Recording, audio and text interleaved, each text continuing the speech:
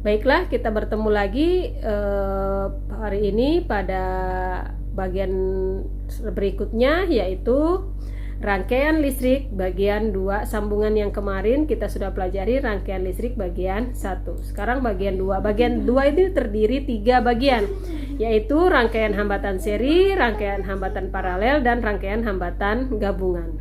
Kita bahas satu-satu.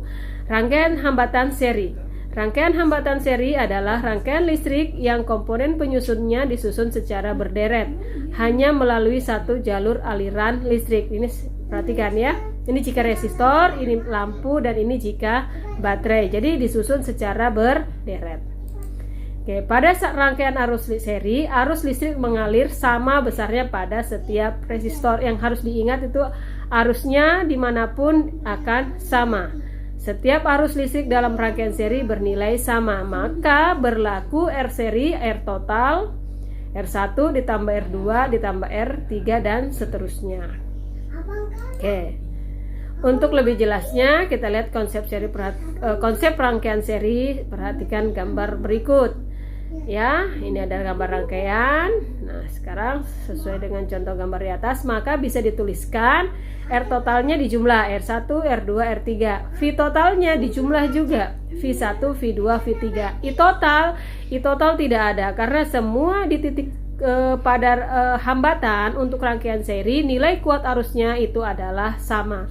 Maka V1 banding V2 banding 3 itu sama nilainya R1 banding R2 banding R3. Ini keterangannya, kalian tulis di buku catatan. Kita lanjut. Nah, ini misalnya contoh soal. 3 buah hambatan dipasang seri, masing-masing hambatan bernilai 0,75. Jadi setiap hambatan itu nilainya 0,75. Pada soal itu ada 3 hambatan dengan nilai yang sama. Langsung kita jumlahkan. R1 tambah R2 tambah R3 2,25 ohm hasilnya. Yang kedua, ini ada 4. Ada 3 lagi rangkaian hambatannya R1, R2, R3. R1-nya 4 ohm, R2-nya 5 ohm, dan R3-nya 2 ohm ya.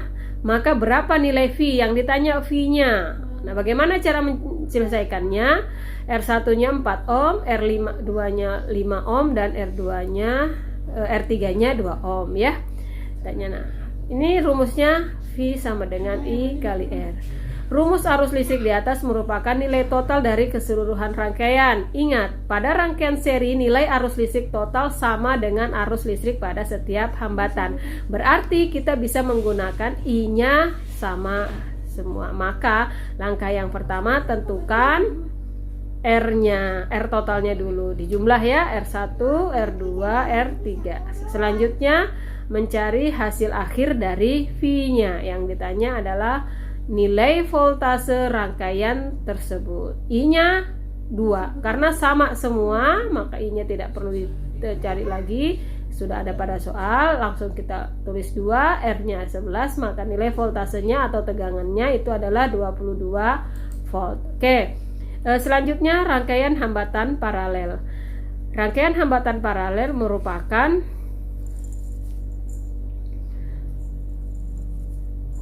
rangkaian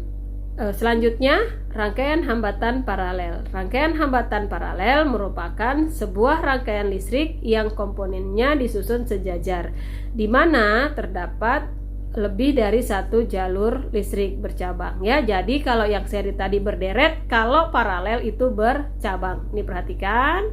Nah, ini seperti ini hambatannya ya, bercabang. Lanjut. Sesuai dengan hukum Ohm, maka total hambatan resistor pada rangkaian paralel merupakan jumlah dari kebalikan hambatan tiap-tiap komponen, sehingga dirumuskan 1 per R paralel sama dengan 1 per R1 tambah 1 per R2 tambah 1 per R3 dan seterusnya. Oke, fungsi rangkaian paralel berfungsi untuk memperkecil hambatan total. Rangkaian seri berfungsi sebagai pembagi arus. Pada rangkaian seri memiliki tegangan yang sama pada masing-masing hambatan. Oke. Contoh soal rangkaian paralel ya. Ini perhatikan. Ada 3 resistor, nilainya R1 6, R2 6 ohm, dan R3 6 ohm. Ternyata sama semua. Kita tentukan nilainya 1/6 semuanya sama dengan, harus dibalik ya. Ini karena ini 1/Rp 3/6, maka untuk menentukan Rp-nya itu 6/3, maka hasilnya 2 ohm. Oke. Selanjutnya rangkaian hambatan gabungan. Rangkaian hambatan gabungan ini di sini maksudnya seri dan paralel dijadikan satu. Perhatikan gambar ya, ini adalah rangkaian. Perhatikan gambar, ini adalah rangkaian paralel dan ini rangkaian seri. Cara mengerjakannya, jika kita disuruh menentukan rangkaian penggantinya, tentukan dulu yang paralel ya. Paralelnya berapa? Ini 2 ohm. Nah, kalau sudah, maka dia akan menjadi seri. Kenapa? Karena sudah disatukan. Ya, 3 ohm sama 6 ohm sudah disatukan menjadi 2 ohm. Sehingga kita tinggal menjumlahkan 2 ohm ditambah 4 ohm.